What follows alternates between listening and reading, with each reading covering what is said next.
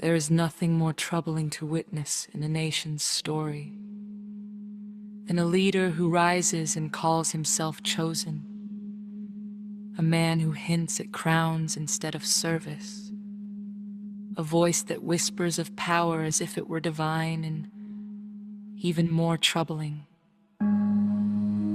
are the crowds who gather close, who carry those words like sacred scripture, pressing them to their hearts as though they were carved in stone by heaven. They repeat the claim, they defend the image. They build a throne out of belief and place a human being upon it as if flesh and ego could ever replace God. There is nothing worse than watching people look at a man, running from the shadow of judgment, running from the possibility of prison, and somehow convincing themselves that this same man is holy. Some even say it out loud, without hesitation, without doubt, as if the truth itself has been turned upside down. They stand proudly and say they are Christians, lifting their voices high, wearing faith like armor, but then they defend actions that look nothing like the teachings they claim to follow. They argue, they shout, they debate against truth itself. And the saddest part is that many of them never open the pages they claim to live by. Or if they did, they read only the lines that comfort them, only the verses that bend to their desires, never searching for the deeper meaning that calls for humility, compassion, and truth. The ancient words were clear, they were never meant to be complicated. No other gods before Jesus, none. Not kings, not rulers, not idols made of politics and pride. Faith was never meant to serve two masters. Yet here we stand, in a strange moment in history, where some people lift a man higher than truth, higher than accountability, higher than the moral compass they claim to honor. And the question rises like thunder across the sky. How can anyone believe that someone accused of harming the innocent could ever represent the Spirit of Christ? How can devotion turn so quickly into blindness? This is not faith.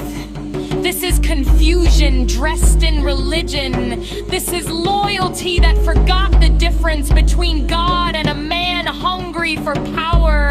And as the world watches, the illusion grows louder. Crowds grow larger. Voices grow sharper. Truth becomes something people argue about instead of something they seek. What we are witnessing is not just politics. It is something deeper, something spiritual, something unsettling. It feels like a warning written across the pages of time. Because history has always told us that deception rarely arrives wearing horns. It arrives wearing confidence, wearing promises, wearing the language of faith, while quietly replacing its meaning. And so the world turns, watching this strange moment unfold, a moment where truth and illusion stand side by side, where devotion is tested, where faith is questioned, where humanity must decide whether it will follow truth or follow the comfort of a powerful lie. For what we are witnessing today feels like something far greater than politics. It feels like the beginning of the great deception of humanity.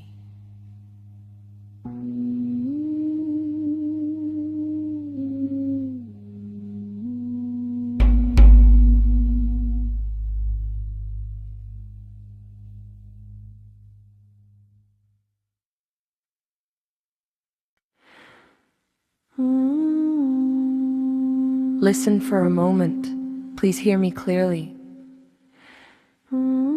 Because some truths cannot stay buried in silence. I look around and I see little children hurt, their innocence shattered before they ever had a chance to understand the world. These were little kids who did not deserve what happened to them.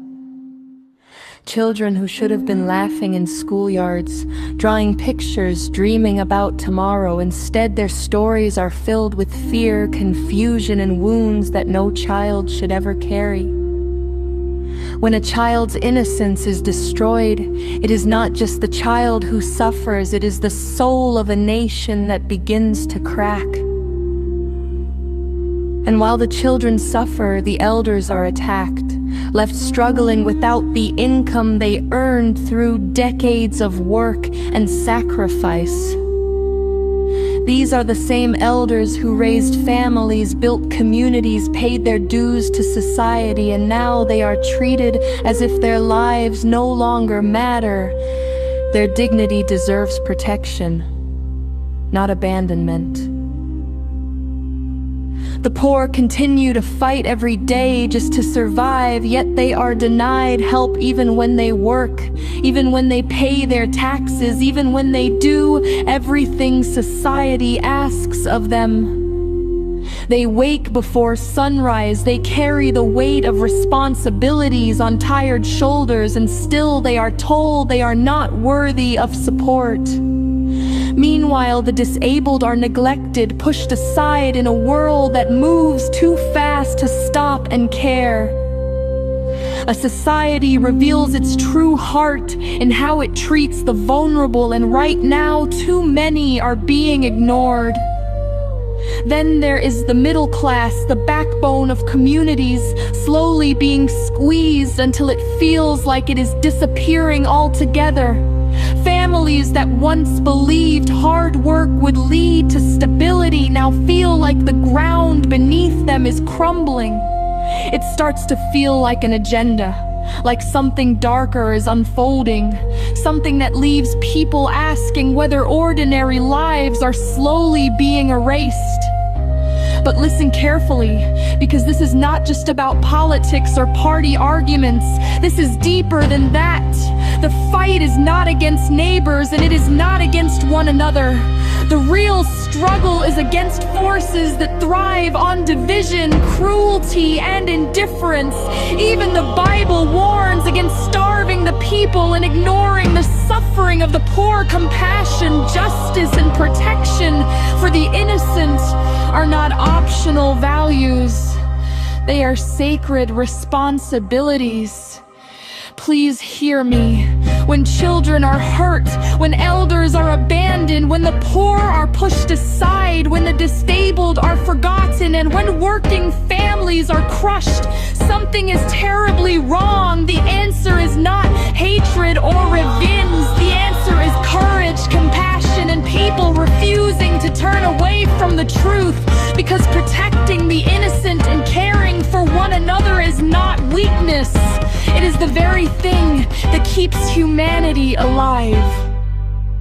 And until every child is safe, every elder respected, every struggling family supported, and every vulnerable person protected, the cry for justice will continue to rise. Listen closely. The voices of the innocent are calling. and they deserve to be heard.